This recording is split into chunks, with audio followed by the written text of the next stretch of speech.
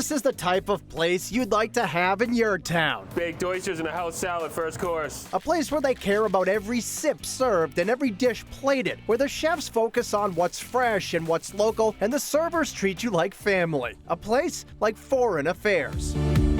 Located in beautiful Manchester by the Sea, Foreign Affairs Wine Bar and Bistro is a stylish spot that brings city dining to the suburbs. Chef Doug Papow is constantly on the move, waking up in the wee hours of the morning to source fresh produce and seafood, and getting in hours before service to prep it all in his tiny kitchen. It's really small back there, so pretty much what comes in is gone in 1 or 2 days. It's pretty much constantly prepping and trying to be ready by 5 every day.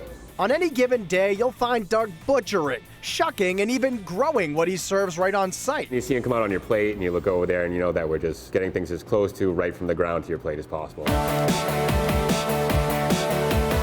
And while the space may be tight, the flavors coming out of the kitchen are big and bold, with everything from artful cheese boards and seasonal soups to the ultra-indulgent appetizers like ossobuco poutine. It starts with the ossobuco, pulled off the bone, and then we're just picking it up with shimeji mushrooms, pork gravy, and french fries. It's really good. It sticks to your ribs. It's definitely a nice treat. Doug likes to keep everyone in mind when he creates a menu, from adventurous eaters to meat and potato types. I love it when somebody tries something new, but I always like to keep things accessible too. And even the accessible stuff is still a lot of time and effort put in. So while every restaurant has a burger, few take the time to put the extra love in like Doug does. I love fancy food, but I love a burger, so that one has a lot of thought put into it, really. Doug's breathtaking burger starts with a prime 8-ounce patty that's topped with a fried egg and aged English cheddar spiked with mustard seed and ale. From there, he adds frizzled leeks, house-made pork belly, and roasted garlic aioli. Then it's all nestled on a St. Joseph's roll from Virgilio's Bakery in Doug's hometown of Gloucester. So every bite is intense and interesting. It's got all the textures, crunch from the bun and from the leeks, soft from the pork belly. It's a lot of flavor, but a lot of thought was put into it. It all matches together really nice.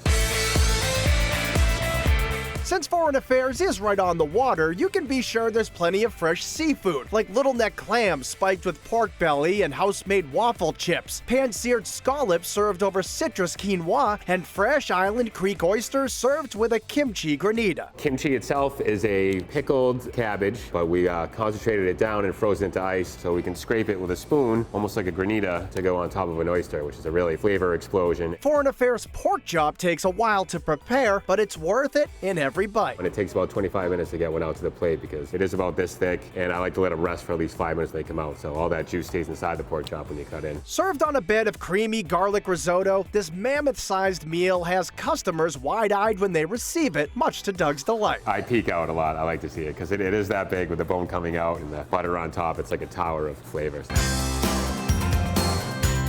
And while on some restaurant menus, chicken is an afterthought, Doug takes pride in the poultry he serves. It's one of those first things I learned that was really technical. So for me, it's something I'm proud of. We butcher them here, brine them, they're pan-seared and picked up in their own stock, and then put over with the freshest veggies we can find that day. The skin is super crispy, the meat is super moist, the sauce is very flavorful. It's simple, but it's good. One of those things, there's chicken and then there's chicken. I think ours is a little cut above everybody else's. It takes some skill to not screw up chicken, believe it or not. And all of that culinary skill certainly runs deep in the Foreign Affairs kitchen. There's a lot of people back there that could run their own place. So we have like a nice think tank going on. We bounce ideas off each other. It's a real team effort. You know, there's no laziness here. We're trying to get better every day. And without a doubt, you can taste that professionalism on every plate. I think people like the fact they can eat locally and eat this well without having to drive all the way to Boston or go that far away. That's really what I'm trying to do, is bring big city food to the small towns so people can stay local. It's pretty exciting.